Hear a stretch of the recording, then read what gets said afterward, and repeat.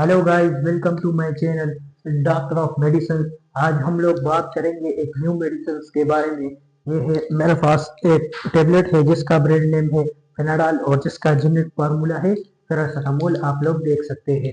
आज हम लोग बात करेंगे फेनाडाल के बारे में जिसका जेनेरिक फार्मूला है पैरासीटामोल। आज हम लोग इसकी फार्माकोलॉजिकल एक्शन देखेंगे और इसकी बॉडी इफेक्ट के बारे में बात करेंगे और इसकी चेन देखेंगे कि इसका केमिकल चेन किस तरह है। तो चलिए शुरू करते हैं। बेसिकली पेनाडाल तो एक ओटीसी मेडिसिन है। ओटीसी मीन ओवर काउंटर और टेबल काउंटर। आपको हर क्लिनिक्स में आपके लिए अवेलेबल है क्योंकि इसकी एडवर्स इफेक्ट माइन्यूट अमाउंट में है, तो आपको किसी भी स्टोर में मिल सकता है। यहाँ तक कि आपको आम जो दुकानें होती है वहां पर भी आप लोगों को मिल सकती है।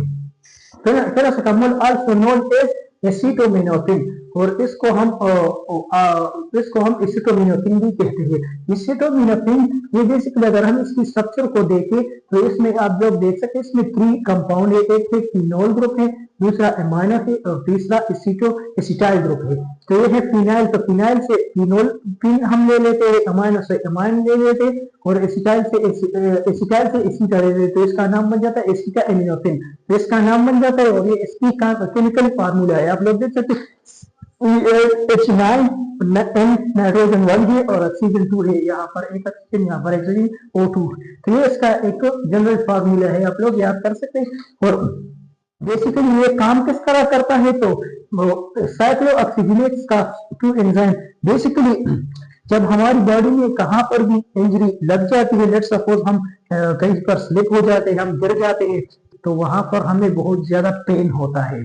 वहां पर हो इस तरह हो जाता है कि वहां पर जो एराकिडोनिक एसिड होता है वह उन टिश्यू के ऊपर जब हम फिसल जाते हैं, तो जिन टिश्यू के ऊपर जहां पर हमारी बॉडी के ऊपर पेन स्टार्ट हो जाता है, हमें स्वेलिंग फील होती है और पेन होता है बहुत सीवियर पे, तो इसमें इस तरह हो जाता है। जो वहां पर एराकिडोनिक एसिड होता है, एराकिडोनिक एसिड होता है, एराकिडोनिक एसिड, वहां पर बेसिकली एराकिडोनिक एसिड होता है और ये एराकिडोनिक एसिड कन्वर्ट हो जाता है प्रोस्टाग्लैंडिन में। ये प्रोस्टाग्लैंडिन में कन्वर्ट हो जाता है, प्रोस्टाग्लैंडिन में कन्वर्ट हो जाता है। और ये बेसिकली एराकिडोनिक एसिड प्रोस्टाग्लैंडिन में कन्वर्ट करने के लिए एंजाइम का वर्क करता है, जिसका जो है काक्स एंजाइम का साइक्लोऑक्सीजनेज एक एंजाइम है जो एक काम करता है, एराकिडोनिक एसिड को प्रोस्टाग्लैंडिन में कन्वर्ट कर देता है, जिसकी वजह से फिर हमें पेन होता है। तो यहाँ पर जो साइक्लोऑक्सीजनेज एंजाइम होता है वो रिस्पॉन्सिबल फॉर प्रोडक्शन प्रोस्टाग्लैंडिन, वो प्रोस्टाग्लैंडिन की प्रोडक्शन करता है, वो एराकिडोनिक एसिड को प्रोस्टाग्लैंडिन में कन्वर्ट कर देता है। और ये प्रोस्टाग्लैंडिन हमारी बॉडी में काज करता है fever, inflammation, pain and more rashes, skin rashes वगैरह, ये सारी चीजें काज करता है। और इसकी अगर हम एक्शन की बात करें तो एसिटोमिनोफिन जो फेनाडाल है वो इनहिबिट कर देता है काक्स एंजाइम को। ये काक्स एंजाइम को इनहिबिट कर देता है। जब काक्स एंजाइम इनहिबिट हो जाता है तो प्रोस्टाग्लैंडिन की इनहिबिशन हो जाती है, फर्दर प्रोस्टाग्लैंडिन की सिक्रीशन नहीं होती। और जब फर्दर प्रोस्टाग्लैंडिन की सिक्रीशन नहीं होती तो हमारी बॉडी में less fever and less pain, तो पेन धीरे धीरे खत्म स्टार्ट हो जाता है। फिर वो हमें फील हो जाता है कि हमें रिलीफ मिल गया और हम फीवर से भी ट्रीट हो जाते हैं। और अगर हम इसकी यूजेस की बात करें तो इसमें को हम फैन में यूज कर सकते हैं, आर्थराइटिस में यूज कर सकते हैं, फीवर में भी यूज कर सकते हैं, डेंटल पेन में भी यूज कर सकते हैं। और यहाँ पर एक इंपॉर्टेंट क्वेश्चन आ जाता है कि why paracetamol is not use for inflammation, कि हम पैरासीटामोल को क्यों इन्फ्लेमेटरी ड्रग नहीं यूज कर सकते, जिस तरह ओ टेबलेट है, इंसेड वगैरह। इंसेड जो एंटी इन्फ्लेमेटरी ड्रग है, इसमें आइब्रूफिन है और इसी के साथ साथ डाइक्लोफेनेक है, जो रेसेट फैमिली से है, जो इन्फ्लेमेशन के लिए भी यूज होता है। लेकिन जो पैरासीटामोल है वो इन्फ्लेमेशन वर्क क्यों नहीं करता, हम इसके बारे में देखेंगे क्योंकि ये एक इम्पोर्टेंट पॉइंट है। ताकत का मेरा मकसद यही है कि आपको ये पॉइंट समझ में आ जाए कि पैरासीटामोल को हम इन्फ्लेमेटरी ड्रग क्यों यूज नहीं कर सकते, ये इंसेक्ट फैमिली से क्यों नहीं है। तो हम देखते हैं कि basically acetaminophen acetaminophen act primary on the central nervous system. ये बेसिकली प्राइमरी एक्ट करता है सेंट्रल नर्वस सिस्टम के ऊपर, जो स्पाइनल कॉर्ड एंड ब्रेन वहां पर एक्ट करता है, and not the peripheral tissue. ये पेरिफेरल टिश्यू के ऊपर बिल्कुल भी इफेक्ट नहीं करता ऑन द बॉडी। तो इस वजह से जब ये पेरिफेरल टिश्यू के ऊपर इफेक्ट ही नहीं करता तो इंफ्लेमेशन में क्रिएट नहीं होगा, क्योंकि इंफ्लेमेशन तो सरफेस के ऊपर होती है, इसके टिश्यू में होती है ना।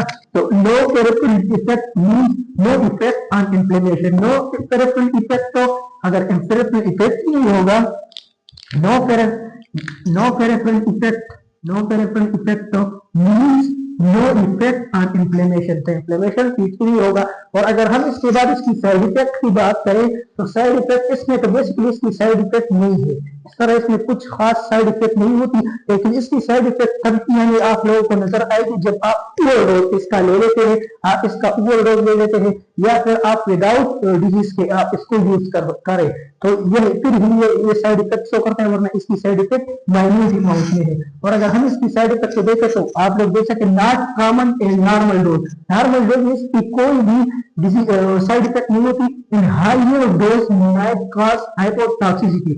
जब हम इसको हाई डोज में ले लेते हैं तो ये टॉक्सिसिटी की तरफ बढ़ जाता है, टॉक्सिसिटी उसकी टॉक्सिसिटी हो जाती है, और जिसकी वजह से फिर जॉन्डिस होता है, जो बिलिरुबिन की प्रोडक्शन होती है वो बिलिरुबिन में कन्वर्ट हो जाती है, जिसकी वजह से जॉन्डिस हो सकता है, जो बंदे की जो आंख होती है जर्द कलर की हो जाती है और वो बंदा थोड़ा कमजोर दिखने लगता है। डार्क यूरिन, जिसमें डार्क यूरिनेशन होती है, और स्किन रैशेस वगैरह ये हो सकते हैं।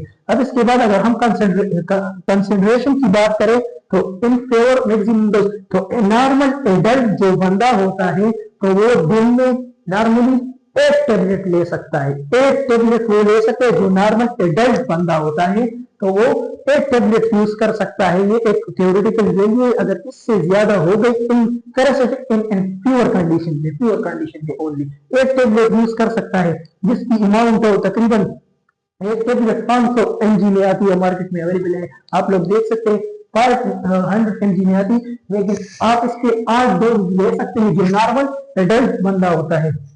तो नॉर्मल 8 टेबलेट की डोज तकरीबन 4000 ग्राम 4 ग्राम होती है, टोटल इसकी मांग 4 ग्राम में होती है, तो आप इसकी 8 डोज ले सकते हैं। और इसके बाद अगर हम एंटीडोट की बात करें तो यहाँ पर एक टॉपिक है एंटीडोट में जब अगर कोई बंदे की बॉडी में अगर टॉक्सिसिटी क्रिएट हो गई, वो पैरासिटामोल की इंक्रीज हो गई उनकी बॉडी में। लेट्स सपोज कोई बंदा टॉक्सिसिटी की तरफ चला गया, उसने गलती से बहुत ज्यादा टेबलेट ले लिए, विदाउट डिजीज ने टेबलेट ले ली, उसकी में ये सिम्टम अपीयर हो गए, तो फिर वो क्या करेगा, तो वो क्या यूज करेगा, तो वो इन एसिटाइलसिस्टीन एक इंजेक्शन आती है, एसिटाइलसिस्टीन आप लोग पिक्चर में देख नहीं सकते हैं एसिटाइलसिस्टीन। तो ये एसिटाइलसिस्टीन लीवर टॉक्सिसिटी इंजेक्शन, जो acetylcysteine to decrease liver toxicity, तो ये लीवर में टेबलेट की टॉक्सिसिटी को डिक्रीज कर देती है, फिर वो हमारी बॉडी से मेटाबोलाइज हो जाती है और बॉडी से निकल जाती है। तो ये था आज का मेरा लेक्चर तो पैरासिटामोल के ऊपर, जिसको हम आल्सो नोन एज एसिटामिनोफेन भी कहते हैं। तो उम्मीद है कि आप लोगों को समझ आ गया होगा कि फेनाडाल, आज हमारा टॉपिक था फेनाडाल के ऊपर, तो मुझे उम्मीद है कि आप लोग मुकम्मल सीख ही गए होंगे फेनाडाल के बारे में। अब हम लोग मिलते हैं इंशाल्लाह नेक्स्ट वीडियो में, तब तक के लिए अल्लाह हाफिज।